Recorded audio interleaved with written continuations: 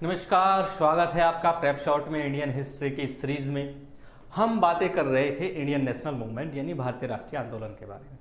देखिए, मैंने भारतीय राष्ट्रीय आंदोलन के आपको 3 फेजेस बताए थे। एक तो मॉडरेट फेज था जो मैं डिस्कस कर चुका हूँ। दूसरा फेज था आपका जिसको हम जानते हैं जो आपका उग्रवादी चरण यानी आपका असर्टिव नेशनलिज्म के नाम से जानते हैं। थर्ड फेज गांधी एरा आता है, द गांधी एरा यानी गांधीवादी चरण होता है।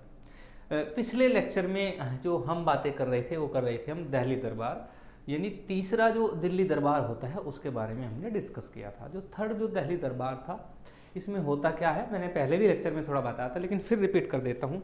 तो सबसे पहले जो दिल्ली दरबार है उसमें सबसे पहला कार्य क्या होता है, इस टाइम पे जो वायसरॉय ऑफ इंडिया होते हैं वो लॉर्ड हॉर्डिंग होते हैं, वो कुछ डिक्लेरेशन देते हैं यानी कुछ घोषणाएं वो करते हैं।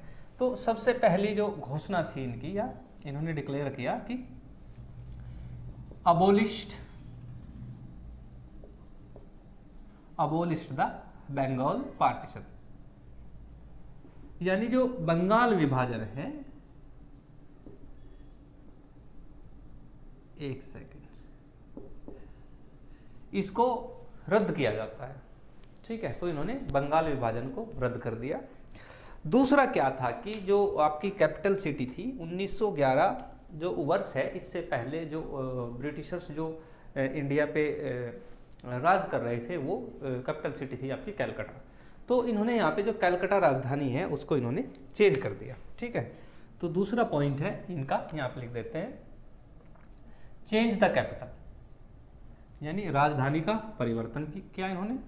और कहाँ से कहाँ लेकर गई है, कलकत्ता से ट्रांसफर किया इन्होंने, कहां पे, दिल्ली। यानी अब जो राजधानी होगी वो दिल्ली होगी ब्रिटिश इंडिया की। ठीक है, तो दूसरा ये था। अब हम इस पे चलते हैं। इससे क्या हुआ कि मैंने आपको पहले लेक्चर में बताया था कि उसमें आपका आज का बंगाल, आज का बांग्लादेश, ठीक है, मैंने बताया था आज का बिहार, झारखंड, ओडिशा और असम का कुछ हिस्सा, ये मिला के एक बंगाल प्रेसिडेंसी बनता था। तो अब जब इन्होंने बंगाल का जो अबोलिशन है उसको रद्द कर दिया, बंगाल पार्टीशन को अबोलिश कर दिया, फिर इसके बाद कौन कौन से न्यू प्रोविंसेस बनते हैं। ठीक है, तो अब हम न्यू प्रोविंसेस की बात करें तो पहला प्रोविंसेस आपका होगा जब बंगाल को यूनाइट कर दिया गया, तो पहला प्रोविंसेस क्या होगा, बंगाल। तो ये बंगाल को एक प्रोविंस बनाया गया। ठीक है, फिर इसके बाद जो बिहार वाला जो हिस्सा था, ठीक है, उसको बिहार के नाम से बिहार का एक न्यू प्रोविंसेस बना दिया गया। तो फर्स्ट बंगाल प्रोविंसेस, दूसरा बिहार प्रोविंसेस। और जो ओडिशा को अलग करके एक नया स्टेट बना दिया गया, उसका नाम रखा ओडिशा। ठीक है, और फोर्थ अगर हम बात करें तो असम और सिलहट वाला कुछ पार्ट मिला के इन्होंने एक नया जो है प्रोविंसेस बनाया गया, जिसको हम असम प्रोविंसेस के नाम से जानते थे। ठीक है, तो ये इन्होंने बंगाल को यूनाइट करके ये जो है कुछ चीजें इन्होंने अलग करके ये एक नई स्टेट बना दी है। अब बंगाल प्रेसिडेंसी अबॉलिश हो गई है, अब ये नए स्टेट है। तो ये बातें हुई थी आपकी किसमें, दिल्ली दरबार में, और ये इसका थर्ड था। ये भी आपको ध्यान, तीसरा जो है था ये। आगे हम बात करते हैं जो दिल्ली दरबार है, जो पहला जो दिल्ली दरबार है वो कहाँ प्रारंभ हुआ था। ये मतलब जो दिल्ली दरबार है इसके हम थोड़ा सा हिस्ट्री के बारे में जान लेते हैं। तो फर्स्ट दिल्ली दरबार होता है आपका 1877 में स्टार्ट, इसके बारे में जानते हैं। तो यहाँ पे आते हैं फर्स्ट दिल्ली दरबार। ठीक है, वर्ष है 1877। ठीक है, तो इस टाइम पे जो 1877 का जो दिल्ली दरबार हुआ था पहली बार, मैंने बताया कि जो है फॉर्मल कोरोनेशन था, जो ब्रिटेन का महाराजा या महारानी जो भी उस टाइम पे अवेलेबल होता था वो आता था यहाँ पे और उसका फॉर्मली कोरोनेशन किया जाता था। ठीक है, तो यहाँ पे इस टाइम पे महारानी जो विक्टोरिया है वो आई, क्वीन विक्टोरिया। कौन आई, क्वीन विक्टोरिया। ठीक है, और जो क्वीन विक्टोरिया है इनको भारत की साम्राज्ञी घोषित किया गया, तो द एम्परर ऑफ, ठीक है, इंडिया। ठीक है, पहला जो दिल्ली दरबार था इसमें भारत की साम्राज्ञी घोषित किया गया था और इनको एक टाइटल दिया गया था विक्टोरिया को। क्या दिया गया था टाइटल? केसर ए हिंद मोस्टली दिया जाता था उस टाइम पे। एक टाइटल दिया गया केसर ए हिंद, केसर ए हिंद, ये टाइटल दिया गया था महारानी विक्टोरिया को। तो ये थी बातें। अगर हम बात करें कि इस टाइम पे गवर्नर जनरल ऑफ इंडिया कौन थे, तो वो भी मैं लिख देता हूँ। तो गवर्नर जनरल ऑफ इंडिया थे आपके, वो थे लॉर्ड लिटन। ये भी आपको ध्यान रखना है। तो ये थोड़ा सा जानकारी आपका पहला दिल्ली दरबार या फर्स्ट दिल्ली दरबार के बारे में है। अब बात करते हैं हम सेकंड दिल्ली दरबार। उसके बाद आता है सेकंड दिल्ली दरबार।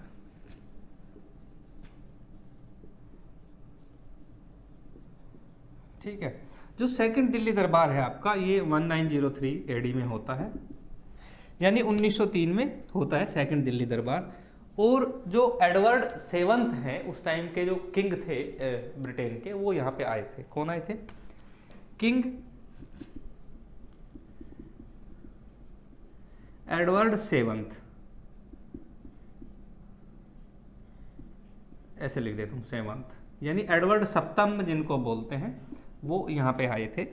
और इस टाइम पे जो गवर्नर जनरल ऑफ इंडिया थे वो लॉर्ड कर्जन थे। 1903 में कौन होंगे? Lord Curzon.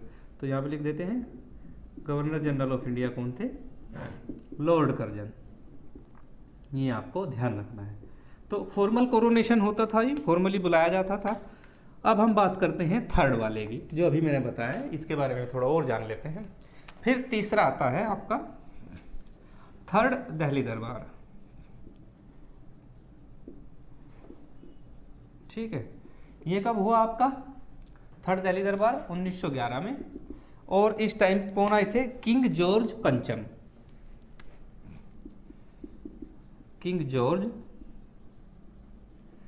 पंचम, ठीक है, किंग जॉर्ज फिफ्थ यहाँ पे आए थे। ठीक है, और governor general of India, viceroy of India मैंने बताया है लॉर्ड हार्डिंग थे। ठीक है, लिख देते हैं इनको भी। तो गवर्नर जनरल ऑफ इंडिया कौन थे? Lord Hardinge. तो ये थी दिल्ली दरबार की थोड़ी सी कहानी। तो ध्यान दे, फिर दोबारा बता रहा हूं मैं आपको। पहला दिल्ली दरबार 1877, महारानी विक्टोरिया, और इनको भारत की साम्राज्ञी घोषित किया गया। गवर्नर जनरल ऑफ इंडिया या वायसरॉय ऑफ इंडिया वो कौन थे आपके? लॉर्ड लिटन। ठीक है, इनको एक उपाधि दी गई थी केसर हिंद की। एग्जाम में पूछा जा सकता है केसर हिंद की उपाधि किसको दी गई थी, तब आपको आंसर देना है क्वीन विक्टोरिया को। नेक्स्ट आता है आपका सेकंड दिल्ली दरबार 1903, किंग एंडरसन सेवंथ। ठीक है, governor general of India Lord Curzon, ये आपको ध्यान रखना है। इसी तरह थर्ड है जॉर्ज पंचम या जॉर्ज फिफ्थ, यहाँ पे आए थे, और यहाँ पे लॉर्ड हार्डिंग। ठीक है, ये आपको ध्यान रखना है। अब हम बात करते हैं, नेक्स्ट आता है आपका गदर मूवमेंट 1913 वाला। चलिए जी, हेडिंग डाल लेते हैं गदर मूवमेंट 1913।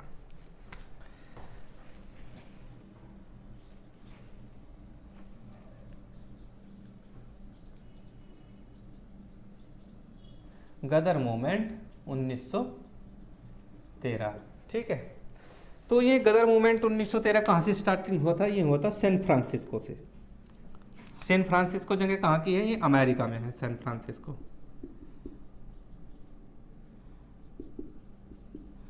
यूएसए। ठीक है, तो इसके जो फाउंडर थे आपके गदर मूवमेंट के, वो माने जाते हैं आपके लाला हरदयाल। तो ये यहाँ पे हुई, और फाउंडर कौन है इसके? फाउंडर है लाला हरदयाल।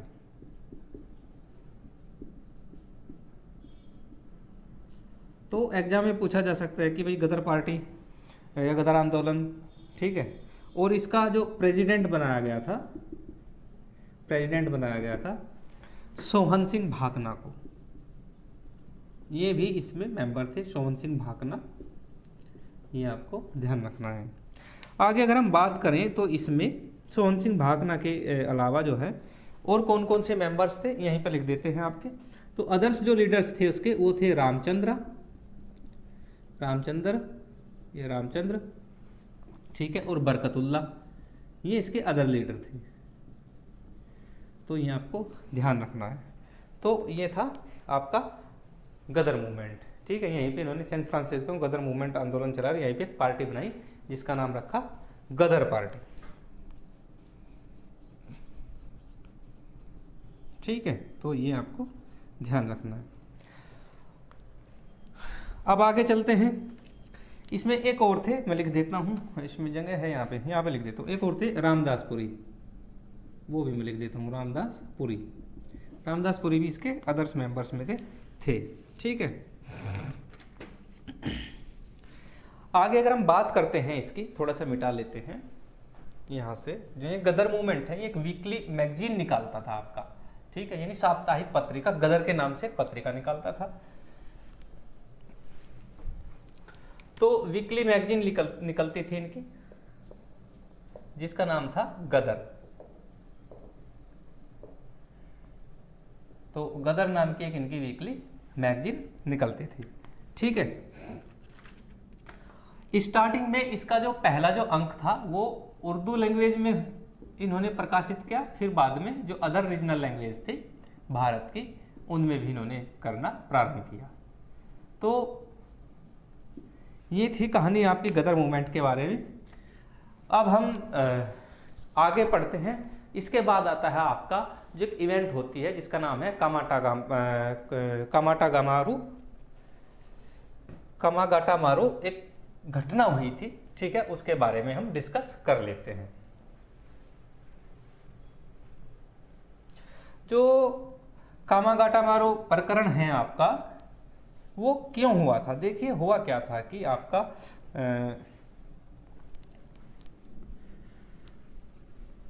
एक व्यापारी थे आपके, जिनका नाम था गुरुदत्त सिंह, एक ट्रेडर्स थे। उन्होंने क्या किया था कि वो रहते थे आपके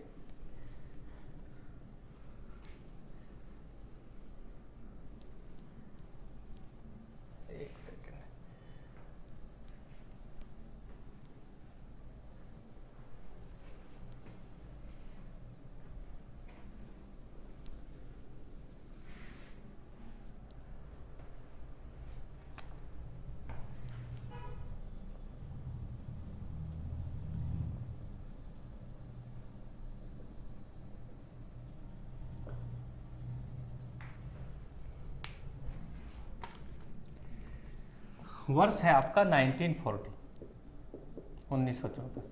देखिए यहाँ पे क्या था कि एक सिख थे गुरुदत्त सिंह, और वो एक ट्रेडर्स थे। वो और उनके जो साथी थे वो यहाँ पर इंडिया में आना चाहते थे, और इंडिया में आकर वो क्या था कि जो आज़ादी की जो लड़ाई थी उसमें हिस्सा लेना चाहते थे। ठीक है, इन्होंने क्या किया, जो गुरुदत्त सिंह थे आपके, इन्होंने एक किराए पर एक शिप ली, ठीक है, रेंट पर, जिसका जो स्टीम शिप थी। किससे ली? जापान से। जापानीज जो है ये शिप थी। और इसको लेने के बाद में ये जो लोग थे रेंट पर लेकर, गुरुदत्त सिंह जो ट्रेडर्स थे, 23 मई 1914 को 23 मई 1914 को ये लोग जो है 376 यात्रियों के साथ ये शिप जो है चला, और ये जो वैंकूवर का जो कोस्ट है, वैंकूवर कोस्ट पर ये पहुंच गया। ठीक है, तो जैसे ये वैंकूवर कोस्ट पर पहुंचता है, यहाँ पे इनको नीचे नहीं उतरने दिया जाता। ठीक है, तो इनको रोक लिया जाता है पुलिस के द्वारा। तो ये काफी समय तक यहीं खड़ा रहता है। फिर कुछ दिन बाद जो है इसको डायरेक्ट जो है कलकत्ता लाने के लिए बोला जाता है। कनाडा का ये कोस्ट है वैंकूवर। तो ये क्या होता है कि ये शिप फिर जो है ब्रिटिश गवर्नमेंट के निर्देशानुसार ये कलकत्ता आती है। ठीक है, जैसे ही ये कलकत्ता पहुंचती है तो ये 376 जो ट्रेवलर्स हैं आपके, इनकी पुलिस के साथ जो है ना थोड़ा कॉन्फ्लिक्ट हो जाता है, यानी पुलिस के साथ संघर्ष हो जाता है। मैक्सिमम इसमें सिख कम्युनिटी के लोग होते हैं, और जब इनका जो है ना कॉन्फ्लिक्ट हो जाता है, जो इसमें से ऐसा माना जाता है कि लगभग जो 18 ट्रेवलर्स हैं उनकी मृत्यु हो जाती है। हिस्ट्री में ये घटना जो है आपकी कामाटागा मारू घटना कहलाती है। 18 ट्रेवलर्स, ये आपको थोड़ा सा बस ध्यान रखना है। तो आपसे यही पूछा जा सकता है कि जो ये कामागाटा मारू इंसिडेंट है ये कब हुआ, तो आपको ध्यान रखना है कि वर्ष 1914 में ये हुआ। ये कहानी बस यही है। ठीक है, इसमें मैंने बताया थी कि मोस्टली लोग जो हैं सिख कम्युनिटी के थे, उसके बाद भी जो है ये जो मूवमेंट थी ये सेकुलर बनी रही, ये आंदोलन कभी धार्मिक हुआ ही नहीं। चलो आगे अब हम स्टार्ट करते हैं, थोड़ा सा मैंने बता दिया। अब आते हैं हम इंडियन होम रूल लीग पर, ठीक है। जो होम रूल लीग मूवमेंट है उसके बारे में हम चर्चा करते हैं। चलिए,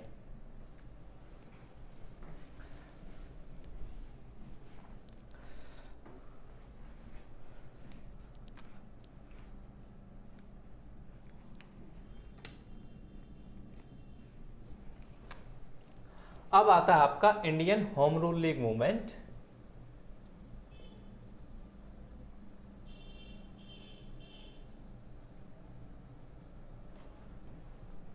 Indian home rule league movement ये कब स्टार्ट हुई? 1916 में, ठीक है। जो होम रूल लीग मूवमेंट है इसके जो फाउंडर हैं, इसके फाउंडर एनी बेसेंट और बाल गंगाधर तिलक है। भारत में जो होम रूल लीग मूवमेंट है इसका जो आइडिया है वो एक्चुअली एनी बेसेंट इंडिया लेकर आई थी। ये जो है आयरिश होम रूल लीग से जो है प्रभावित माना जाता है। तो इसके अगर हम फाउंडर की बात करें तो फाउंडर कौन हुए इसके? श्रीमती एनी बेसेंट यानी मिसेस एनी बेसेंट, ठीक है, और आपके बाल गंगाधर तिलक। तो ये इसके फाउंडर हैं। और मैंने जैसा कि मैंने बताया है कि ये based on Irish home rule league movement, it's a based on Irish home rule league movement. तो जो इसका जो आधार था वो आयरलैंड का जो होम रूल लीग था उस पर था, based on Irish home rule league movement, ठीक है। तो ये जो आयरिश होम रूल है उस पर आधारित माना जाता है। जो आयरलैंड का जो होम रूल लीग मूवमेंट है उस पर आधारित ये माना जाता है। आगे चलते हैं, आगे हम बात करते हैं 1920 में क्या हुआ कि 1920 में जो ये होम रूल लीग मूवमेंट है इसका यहां पे लिख देते हैं, जो बाल गंगाधर तिलक हैं, ठीक है, वो इसका नाम बदलकर स्वराज सभा कर देते हैं। ध्यान रहे, स्वराज सभा और होम रूल लीग जो है एक ही जैसी बात है, तो इसका नेम चेंज कर दिया जाता है और नाम रख दिया जाता है स्वराज सभा। स्वराज मेरा जन्म सिद्ध अधिकार है और मैं इसे लेकर रहूंगा, वो इसी मूवमेंट में उन्होंने कहा था। ये आपको ध्यान रखना चाहिए। तो होम रूल लीग मूवमेंट के बारे में आपको पता ही लग गया है। फिर इसके बाद क्या हुआ कि जो आपकी एनी बेसेंट है ये, इन्होंने यहाँ पे क्या किया कि यहाँ पे कुछ मैगजीन निकाली, ठीक है। Annie Besant home rule league आंदोलन की प्रणेता हैं भारत में, और ये क्या किया इन्होंने, एक तो निकाली कॉमनवेल्थ और एक न्यू इंडिया। कॉमनवेल्थ और न्यू इंडिया दो मैगजीन का यहाँ पे प्रकाशन किया, और ये भी जो है पक्षधर थी भारत में इंडिपेंडेंसी की, ठीक है। जो ये मैगजीन थी वीकली पब्लिश होती थी, साप्ताहिक पत्रिका थी दोनों, ठीक है। तो वीकली इनको पब्लिश किया जाता था ताकि हम अवेयर कर सकें। एनी बेसेंट का मानना था कि हमें स्वतंत्रता अगर आपको लेनी है तो आपको सबसे पहले जो आपका जो घर है उसमें जो है लोग जितने भी रहते हैं उनको अवेयर करना होगा, इसलिए इस मूवमेंट का नाम होम रूल लीग मूवमेंट रखा गया है, ठीक है। तो आगे चलते हैं। इसके बाद होता क्या है कि जो एनी बेसेंट हैं आपकी, इनको प्रेसिडेंट बनाया गया कांग्रेस का, ठीक है। प्रेसिडेंट कहां का बनाया गया? कांग्रेस का। और ये पहली महिला हैं, पहली फीमेल प्रेसिडेंट है, फर्स्ट फीमेल लिख देता हूं, first female president in the Congress. तो भारत में कांग्रेस की पहली महिला, एग्जाम में पूछा जाए कि अध्यक्ष कौन थी, तो महिला अध्यक्षा आपकी पहली थी, तो आपको नाम देना है एनी बेसेंट। तो Annie Besant is the first female president of Indian national Congress, okay. अब उसके बाद चलते हैं हम, आता है नेक्स्ट, आता है आपका लखनऊ पैक्ट। चलिए हेडिंग डाल लेते हैं, Lucknow pact.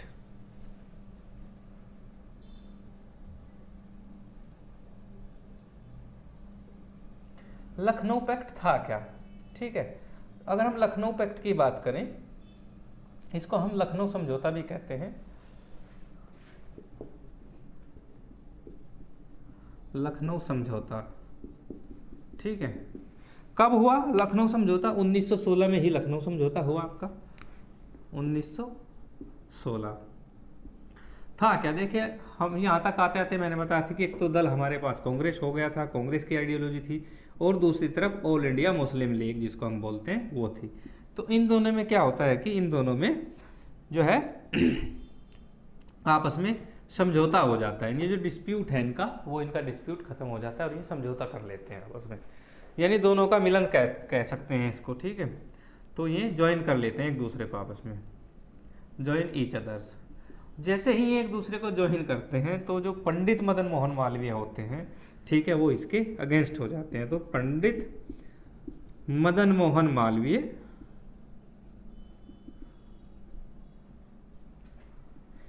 Against this decision, against this pact, यानी इस समझौते के विपरीत होते हैं। वो कहते हैं कि ये अच्छा नहीं हो, हम अलग ही ठीक हैं। तो ऐसा कुछ मानना, इनकी पॉलिसीज होंगी कुछ अपनी। तो मदन मोहन मालवीय इसके जो है समझौते के खिलाफ होते हैं। तो ये आपका यहाँ पे अब सेकंड फेज खत्म हो जाता है। इसके आगे का जो कार्यकाल माना जाएगा वो आपका फिर जो है थर्ड फेज आ जाएगा, जो आपका 1919 से स्टार्ट होता है, ठीक है, और चलता है 1947 को, और इसको हम बोलते हैं द गांधीयन इरा, यानी जो आपका गांधीवादी चरण है वो यहाँ से अब स्टार्ट होगा। तो गांधीयन इरा के बारे में हम डिस्कस करेंगे नेक्स्ट लेक्चर में। आज के लिए इतना ही, धन्यवाद।